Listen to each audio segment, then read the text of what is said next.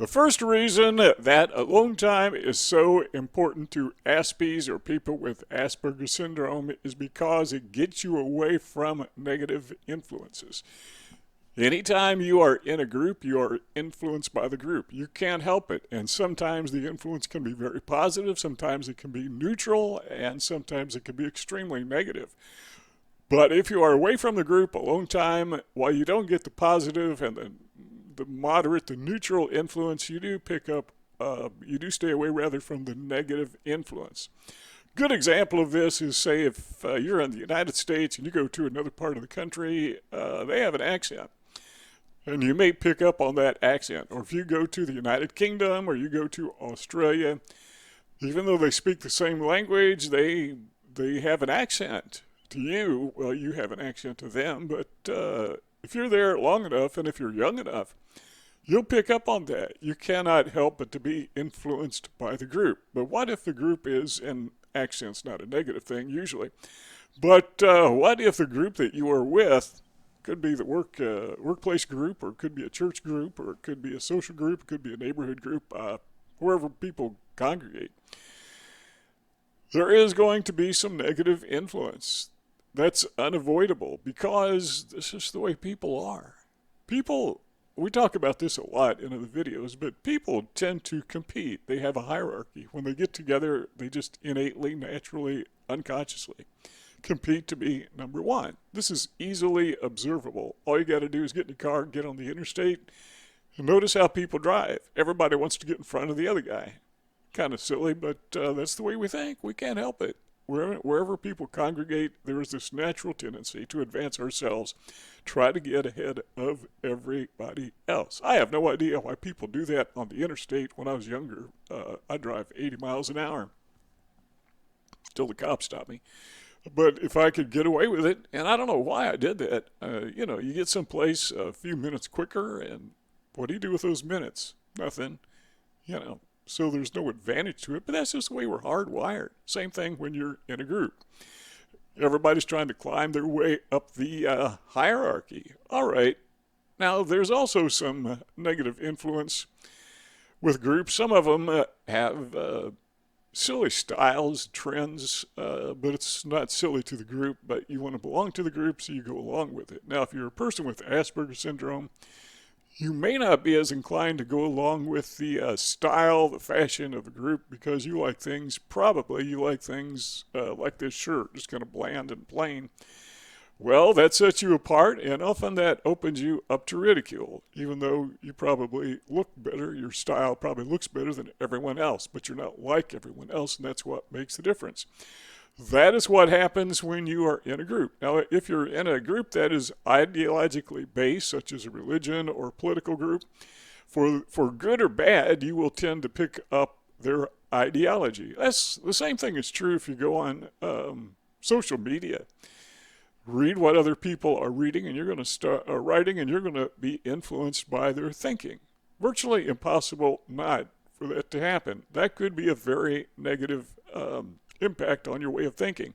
However, what about when you're alone? What about when you're all by yourself? There's no group to influence you. I mean, if you got the TV turned off, the computer turned off, and you're just there with you and your mind, not even a book in your hand, which is okay to read books, obviously.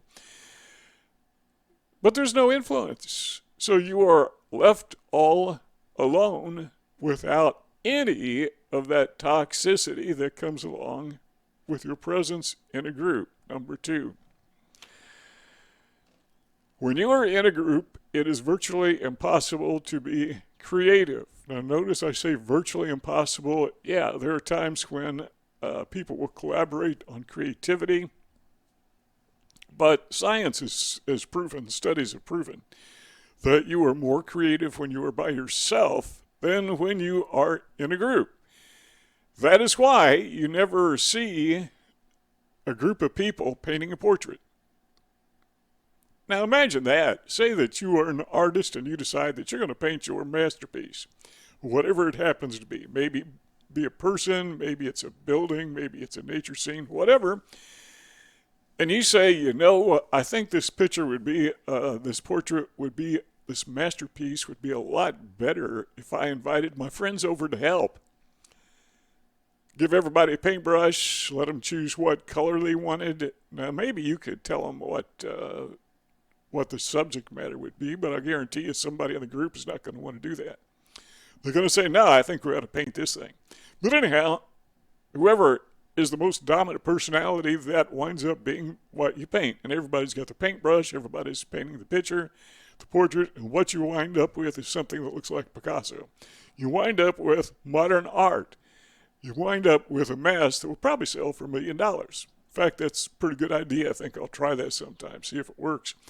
But the point being is it's hard to be creative when you're in a group. Next to impossible, because you have all the other noise, sights, and sounds bearing down on you. Now, what I like to do is I like to take a walk. Every day I walk about an hour, 2.5 miles. Primarily the reason is just to burn up calories, stay in shape, but also I realize that when I'm alone, nobody bothers me except the neighbor's dog may come out and chase me, or somebody flying down the highway too fast or the road. But outside of that, I'm alone with my thoughts.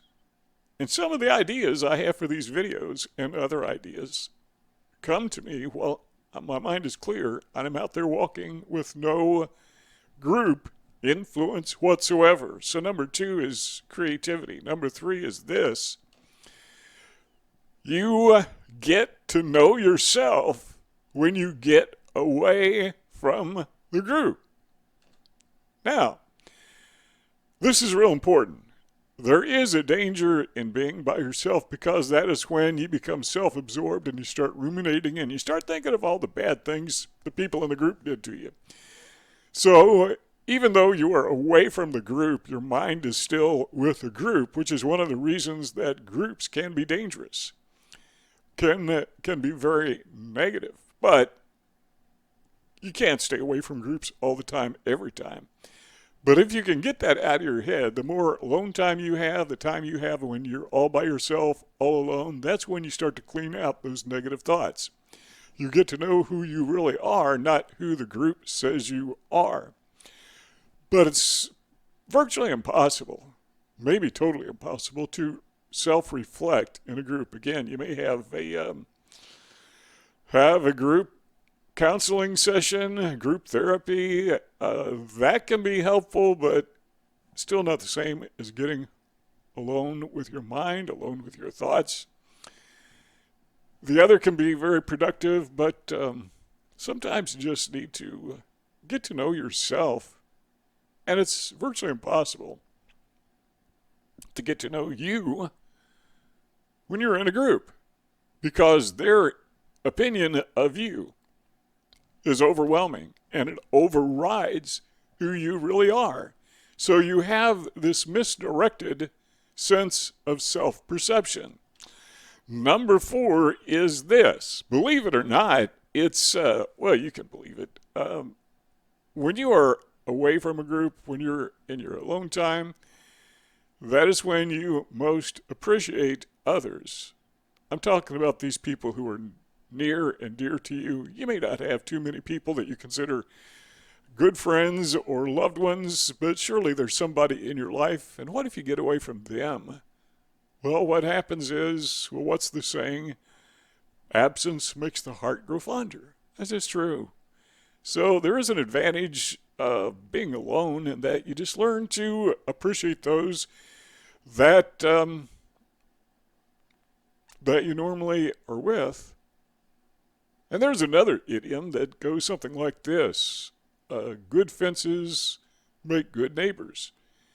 That's actually true in many cases. Sometimes it's not, but there's a time when you need to break the conflict. You need to build a barrier, a border, a fence between you and people who are offensive. Get alone, that's when that happens. But does that make your heart grow fonder to this other person? Well, it doesn't. Being alone, unless you're brooding, then, at least those new negative thoughts aren't coming in. So there's a real advantage to that. And another familiar saying is that familiarity breeds contempt. The more you're around somebody, the more you pick up on their negatives, the things that they do that annoy you and that hurt you. But if you get away from them, guess what? Yeah, that's gone. Number 5 is this, and this is one that I like in particular, and that is that you get the big picture. The key word here is the word reflection. This is kind of like what we talked about before in creativity, only it's all encompassing. Have you ever tried to self-reflect in a group? Virtually impossible. You can't get the big picture when you're in the group. You get the picture that the group has for you. That's the only picture that is available, is the picture of yourself that is formulated by the group and imputed to you just by nature. But when you get alone, you can get the big picture. It's not that you simply dismiss the negative thinking, as we talked about before, but now you can open up your thoughts and see the world as it really is. And the key to this is to overcome rumination. And the only reason you're ruminating is because you were with other people. If you were never, ever with other people, ever, there'd be nothing to ruminate about. No, I certainly don't suggest that. I think that's a really bad idea. Rather, I think it would be more effective and more efficient for life living in general if we would learn to deal with ruminating, brooding, by getting the big picture, by being alone, where we get to control our thoughts, not everybody else. Do you see those rectangles on the screen? Those are there for you to continue the conversation. If you're done with the conversation, that's fine, but if you want to keep on talking, just click one of those rectangles and we'll keep the conversation going. And if not, we'll see you next time.